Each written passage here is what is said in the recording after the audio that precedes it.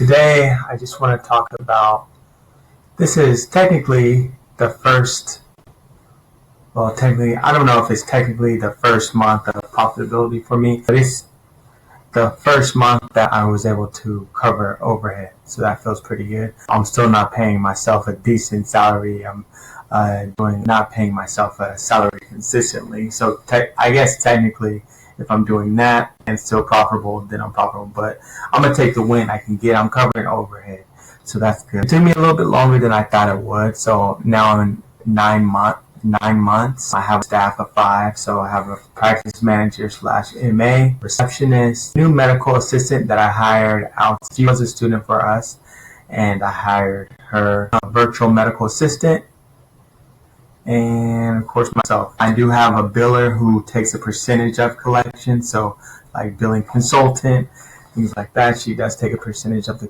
collections and helps me out with those things. Things 4.5%, yeah. So it just feels good overall. Things are still growing. I know that as my patient volume increases, those numbers will increase. Right now I'm at about 20 per day. My goal is ultimately seeing the volume of Medicare patients that I see about on average 40 a day. Just with telemedicine, they recently pushed back the Medicare telemedicine, so I'll be able to get paid for telemedicine at least until January, so that's great.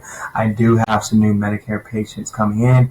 There's a provider who was just across the street who closed down his practice recently, retired, so a lot of his patients have been coming over to me, which is just great, God's timing. So I'm very grateful about that, how that's worked out. These are mostly Medicare patients, so they pay better than our Medi-Cal fee-for-service patients. Two, that makes it difficult in private practice is you don't get that same extra bonus for wraparound services like federally qualified health centers. They do get, sometimes as much to 10 times as what we get for seeing the same patient. Obviously, they do a few more wraparounds.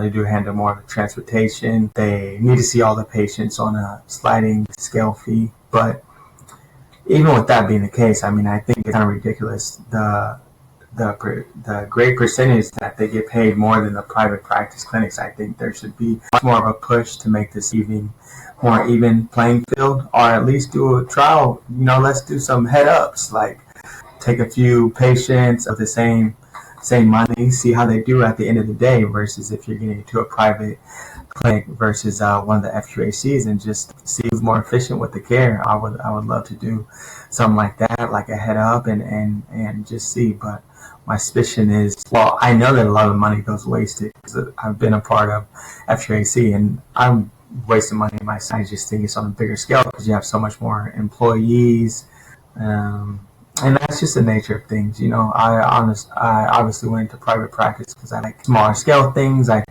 Overall, as a philosophy, I think for the most part they can be better for the patient. That was my theory, and that's why I opened up a clinic. And so far, from the patient experience, I think that they would agree that that's been the case, and I'm happy about that.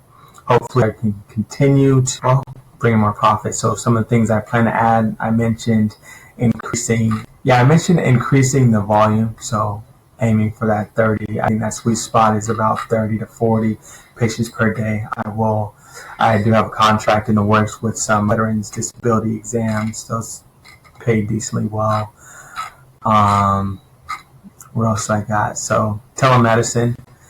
I did recently apply for a medical license in Wyoming. Wyoming being because I figured it'd be fast since it's a small state, and they're also in the contract with the Interstate Medical Licensing Group. So once I get cleared by them and a license from there, then from there I just basically have to pay the fees to be licensed in another 20-something states. So that will drastically broaden my field as far as telemedicine. What else am I planning to add? So I really need to do more remote patient monitoring, CCM, chronic care management. I think that's going to add in a decent chunk for revenue. I'm still in my weight loss, cash pay weight loss does bring in some income. It's still pretty small, so I definitely have room to build that up. And working on billing codes. So there's a lot of ancillary billing codes that I can approve on. So there's some things that we're doing like urinalysis and glucose and hemoglobin that aren't being built for some of the G codes I can improve on, making sure I capture those TCM patients. So it's going to be something I work on too. But overall, I am happy. I'm happy with how things are going. I'm really pleased with my staff. I enjoy the patient population that I seem to be attracting. So I'm excited, and hopefully in month 12 and above, I continue becoming more profitable. I am in the words of talking about some outside agencies about becoming a medical director, so that will add on work, but also some income, and eventually getting closer to hiring a nurse practitioner or physician assistant. So there's that.